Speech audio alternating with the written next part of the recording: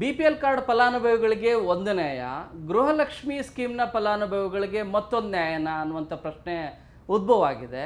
ಯಾಕೆ ನ್ಯಾಯ, ಯಾರಿಗೆ ನ್ಯಾಯ ಆಗ್ತಿದೆ, ಯಾರಿಗೆ ಅನ್ಯಾಯ ಆಗ್ತಾ ಇದೆ, ಇದರ ಕುರಿತು ಕಂಪ್ಲೀಟಾಗಿ ಈ ವಿಡಿಯೋದಲ್ಲಿ ಮಾಹಿತಿಯನ್ನು ಕೊಟ್ಟಿದ್ದೀನಿ. ಯಾಕಂದರೆ ಈ ಪ್ರಶ್ನೆಯನ್ನು ಫಲಾನುಭವಿಗಳೇ ಮಾಡ್ತಾ ಇದ್ದಾರೆ ಮತ್ತು ಸರ್ಕಾರಕ್ಕೆ ಈ ಪ್ರಶ್ನೆಯನ್ನು ಕೇಳ್ತಾ ಇದ್ದಾರೆ.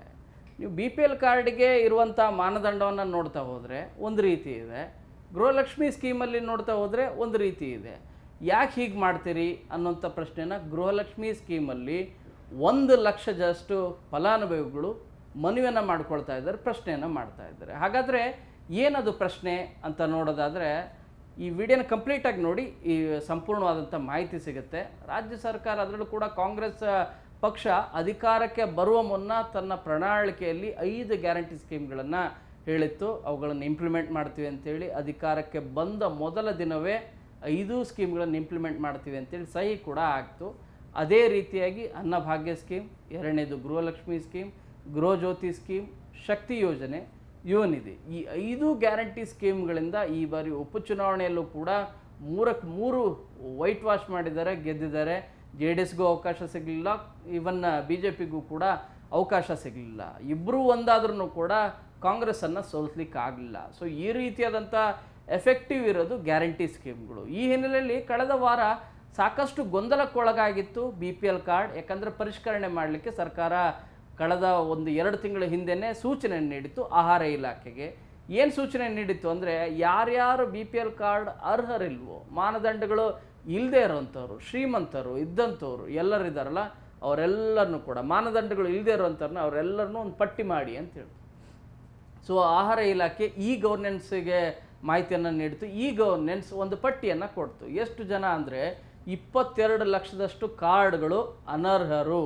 ಇದರಲ್ಲಿ ಸರ್ಕಾರಿ ನೌಕರರಿದ್ದಾರೆ, ಇದರಲ್ಲಿ ನಿಮಗೆ IT ಫೈಲ್ ಮಾಡಿದವರಿದ್ದಾರೆ, ಇದರಲ್ಲಿ 1,20,000ಕ್ಕಿಂತಲೂ ಅಧಿಕ ಆದಾಯ ಇರೋರಿದ್ದಾರೆ. ಇದೇ ರೀತಿಯಾಗಿ ಮಾನದಂಡಗಳು ಇಲ್ಲದೆ ಇರುವಂಥವ್ರು ಕೂಡ ಇದ್ದಾರೆ. 22 ಲಕ್ಷ ಕಾರ್ಡ್ಗಳನ್ನು ಡಿಲೀಟ್ ಮಾಡಿ ಅಂಥೇಳಿ ರಿಪೋರ್ಟನ್ನು ಆಹಾರ ಇಲಾಖೆಗೆ ಸರ್ಕಾರಕ್ಕೆ ಕೊಡ್ತು. ಸರ್ಕಾರ ಏನು ಮಾಡೋದು ಅಂತ ಯೋಚನೆ ಮಾಡಿಕೊಂಡು 64,000 80,000 ಕಾರ್ಡ್ಗಳನ್ನು BPLಯಿಂದ APLಗೆ ಶಿಫ್ಟ್ ಮಾಡಿದ್ರು. ಇನ್ನು ಕೆಲ ಕಾರ್ಡ್ಗಳನ್ನು ಅಂದರೆ 8,000 ಕಾರ್ಡ್ಗಳನ್ನು ಡಿಲೀಟೇ ಮಾಡಿಬಿಟ್ರು.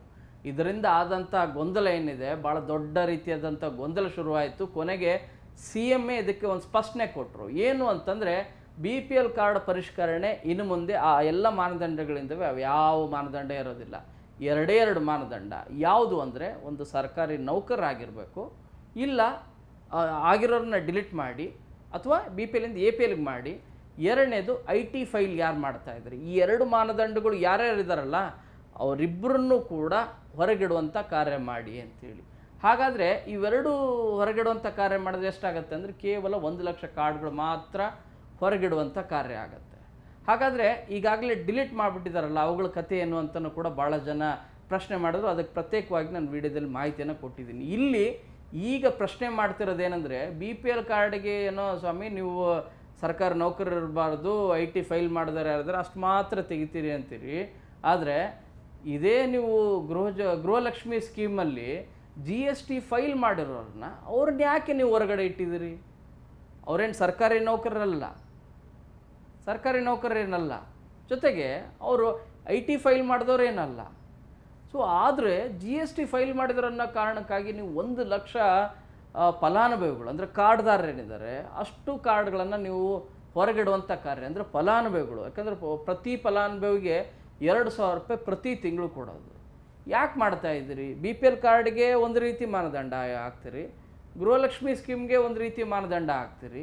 GST ಫೈಲ್ ಇಲ್ಲಿ ಬೇಕಾದರೆ BPL ಕಾರ್ಡ್ನನ್ನು ಫೈಲ್ ಮಾಡ್ಬೋದಂತೆ, ಆದರೆ ಗೃಹಲಕ್ಷ್ಮಿ ಸ್ಕೀಮಲ್ಲಿ GST ಫೈಲ್ ಮಾಡ್ದನಿದ್ರೆ ಅವನನ್ನು ಹೊರಗಿಡ್ತಾರಂತೆ. ಇದು ಯಾವ ನ್ಯಾಯ ಅಂಥೇಳಿ ಜನರು ಪ್ರಶ್ನೆ ಮಾಡ್ತಾ ಇದ್ದಾರೆ. 1 ಲಕ್ಷ ಫಲಾನುಭವಿಗಳಿಗೆ ತೊಂದರೆ ಆಗ್ತಾ ಇದೆ.